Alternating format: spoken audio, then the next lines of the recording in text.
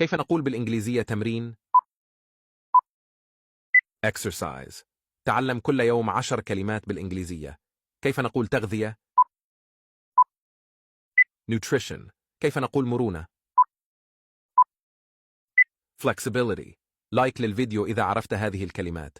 كيف نقول حمية؟ diet. كيف نقول سعرات حرارية؟ calories. كيف نقول وزن؟ weight. كيف نقول صحة؟ health. شير للفيديو إذا وصلت إلى هنا. كيف نقول تحفيز؟ motivation. كيف نقول استشفاء؟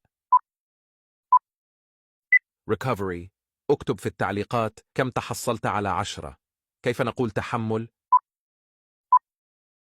endurance. تابعنا للتعلم أكثر وشكرا.